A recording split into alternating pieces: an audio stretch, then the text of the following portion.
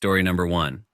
I always thought Greenwood Park was just a boring old place with its creaky swings and the dusty old carousel that hadn't worked in years. I'm Alex, by the way. Just a regular teenager, or so I thought until that night. The night that changed everything. Rumors had always swirled around that carousel. Some people said it was cursed, others that it was haunted. I never believed in that stuff. But there's something about being 15 and proving you're not scared that can make you do stupid things.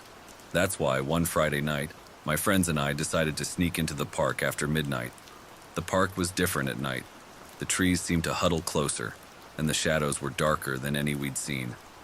Our flashlights barely made a dent in the gloom. We reached the carousel, and there it was, silent and still, a relic from a different time. We dared each other to get on. I don't know why I agreed. Maybe to show I wasn't scared, or maybe something else. Something about that carousel was calling to me. I stepped onto the platform, my heart pounding in my chest. It was dusty, and the painted horses looked like they were frozen mid-gallop, their eyes wide and staring. The others followed, laughing nervously. We each chose a horse and climbed on. That's when the music started. It was faint at first, like it was coming from far away. But it got louder, this old-timey carousel tune that I'd never heard before. The carousel began to spin, slowly at first, then faster. My friends started screaming, telling it to stop. But it wouldn't stop. It just kept spinning faster and faster. I tried to get off, but it was like I was glued to the horse. The world outside the carousel became a blur, and the music filled my ears, drowning out my friends' screams. Then the strangest thing happened. As I looked around, in between the flashes of the park, I started to see things. Scenes from another time. There was the park, but it wasn't our park. It was full of people in old-fashioned clothes, laughing and eating. Kids were running around, and there were couples strolling arm in arm. The carousel was shiny and new, and the music wasn't coming from a crackly old speaker, but from a real band playing nearby. I blinked and the scene changed. Now there was a parade going through the park. People were waving flags, and there was this feeling of joy in the air. But mixed with the joy was something else. Fear, maybe. Or sadness. The faces of the people were hard to read. The carousel kept spinning and the scenes kept changing. A picnic, a dance, a fight. It was like watching the history of our town, but not from a book. From real life. I saw faces I recognized from old photos in the town hall. The founders of our town, the heroes, and the villains. Then, as suddenly as it started, it stopped. The carousel ground to a halt, and I stumbled off, dizzy and disoriented. My friends were on the ground, looking just as confused and scared as I felt. We didn't say much. We just ran out of there, away from that carousel and the things we'd seen. Over the next few days, I couldn't stop thinking about what happened. It wasn't just a haunted carousel. It was something more. It was like the carousel was showing us something. Something important. I started digging into the town's history. I went to the library, talked to the old-timers, looked at old newspapers. The more I learned, the more I realized that the scenes I'd seen on the carousel weren't just random. They were key moments in our town's history. Moments of joy, but also of pain and struggle. The parade I'd seen was a homecoming parade for soldiers returning from war. The picnic was a celebration of the town's centennial. And the fight. That was a workers' strike that turned violent, a chapter of our history that was rarely talked about. It dawned on me then what the carousel was. It wasn't cursed or haunted. It was alive. Alive with the memories of our town, good and bad. It was showing us these things for a reason. To remind us of where we came from, the struggles and triumphs of the people who lived here before us. I went back to the carousel one last time. In the daylight, it was just a sad, forgotten thing. But I knew better now. I laid my hand on one of the horses, feeling the chipped paint under my fingers. "Thank you," I whispered. For the first time since that night, I felt a sense of peace, like I'd done what I was supposed to do. Story number 2. Growing up in a small town means you know every story, every rumor, and every growing up in called haunted spot. But in our town, Willow Park was the center of every whispered tale, and at the heart of these stories, a solitary swing that moved on its own. I'm Blake, just a regular high school kid, but my encounter with that swing, well, that's a story worth telling. Willow Park was your typical rundown park, with rusty slides and creaky seesaws. But the swing in the far corner was different. It was newer, almost out of place amidst the decay. It was said that on windless days, the swing would sway gently, as if an invisible child was playing on it. My friends and I would dare each other to go near it, but none of us ever did. Until one night, fueled by the foolish bravery that only comes with being a teenager, I decided to prove there was nothing to fear. I was going to sit on the swing. As I approached the swing that evening, the air felt still, suffocating. The park was deserted, bathed in the eerie glow of the fading sunlight. I reached the swing and hesitated. It was moving, ever so slightly, as if beckoning me. Taking a deep breath, I sat down. The seat was cold, unnaturally so. I began to swing, slowly at first, then higher. That's when I heard it. A faint sound, like laughter, but not the joyful kind. It was hollow, sending shivers down my spine. I stopped the swing, intending to leave, but that's when I felt it. A drop in temperature, so sudden and intense, it felt like stepping into a freezer. My breath fogged in the air, and I rubbed my arms for warmth. That's when I saw it.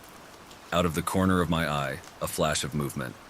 I turned and saw a child, a young girl, sitting on the ground near the swing. She was looking at me, smiling, but her eyes, they were empty, void of life. Then, just as quickly as she appeared, she faded away. Panic set in. I tried to stand, but it was like my body wouldn't listen. I was stuck on that swing, the cold seeping into my bones. The laughter grew louder, surrounding me, filling my head. I couldn't think, couldn't scream. I was trapped. I don't know how long I was on that swing. It felt like hours, but it could have been minutes. Eventually, the laughter faded, the temperature returned to normal, and I could move again. I stumbled off the swing and ran home, not stopping until I was safely inside. That night, I couldn't sleep. Every time I closed my eyes, I saw that girl's empty gaze. I needed answers. The next day, I went to the local library. I scoured old newspapers and town records, looking for anything about the swing or the girl. I found it. A story from decades ago about a young girl who loved that swing. She would play there every day, laughing and swinging. But one tragic day, she vanished. They never found her, just her favorite doll, lying beneath the swing. The realization hit me like a punch in the gut. That girl, the one I saw, it was her. She was still there, playing on her favorite swing, trapped in an endless loop of laughter and cold. I went back to the park. I had to do something, end this cycle. It was late afternoon when I reached the swing. It was still waiting. I sat down, feeling the familiar cold seep in. "I know what happened to you," I said to the empty air. "I'm so sorry. But you can't stay here. You need to move on." The temperature dropped, and the laughter started. But this time it was different. It was softer, almost like a sigh. Then the girl appeared. She was standing in front of me, her expression no longer empty, but sad. "I want to," she whispered, her voice barely audible. "But I can't. I'm stuck." Tears filled my eyes. "It's okay," I said. "You can let go. You don't have to be scared anymore." She nodded, a small smile on her lips. Then she reached out, her hand cold and insubstantial against mine. And just like that, she faded away, her laughter echoing one last time. The swing stopped moving. The air warmed. And for the first time in years, the swing in Willow Park was still. I don't know if what I did really helped or if it was all in my head. But since that day, the swing hasn't moved on its own. Story number 3. There's something about Elmswood Park that always creeped me out, even before I knew about the playground. It's this huge forested area at the edge of town, with trees so thick you can hardly see the sky. I'm Jamie, by the way. I never thought I'd be the one to get lost in Elmswood, but life's funny like that. It all started when my dog Buster ran off into the park. I chased after him, calling his name. He's a fast little guy, and before I knew it, I was deep in the woods, where the trees seemed to close in around me. I couldn't see the path anymore. That's when I found it, the playground. I'd heard the stories, of course. Every kid in town had. A playground that only appears when you're really, truly lost. I always thought it was just a story to scare us, but there it was, right in front of me. Swings, a slide, a seesaw. Just a normal playground, except it wasn't. Not really. I sat on a swing, catching my breath. The sun was setting, and the forest was getting darker. That's when things started to change. The slide, this big metal one, started to stretch and twist, like it was alive. It grew longer and longer, curving down into the ground, a slide leading into the earth. It was fascinating and terrifying all at once. I knew I should leave, find my way back home. But something about that slide was calling to me. It was like a dare. I climbed up, sat at the top, and looked down into the darkness. I thought about all the kids who'd gone missing, who'd come back different, but I couldn't resist. I pushed off. The slide twisted and turned, going deeper and deeper underground. I could hear echoes of laughter and distant whispers. It was cold and damp, and I could feel something like cobwebs brushing against my face. Then I hit the bottom. It was a cavern lit by this soft, eerie glow. I could see other slides, other kids emerging, looking around just as confused and scared as I was.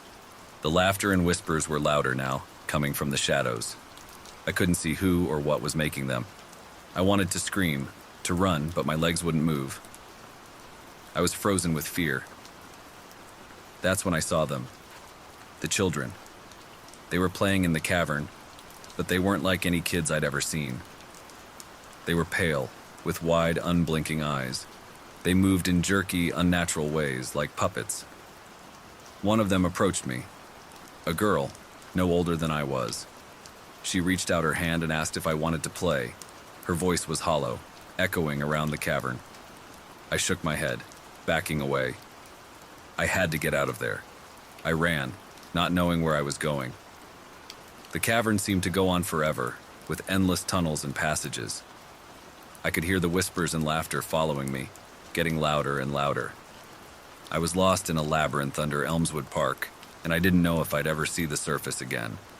Then I saw a light, a faint, flickering light, like a candle in the distance. I followed it, my heart pounding in my chest. It led me to another slide, this one going up.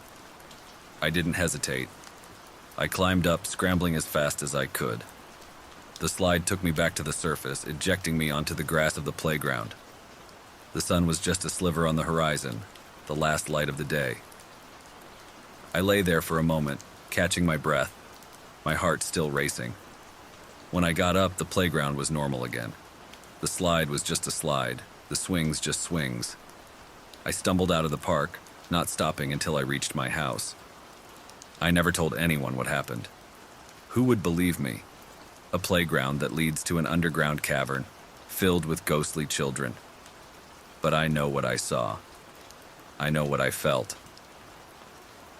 Buster came home the next day, dirty and tired but safe.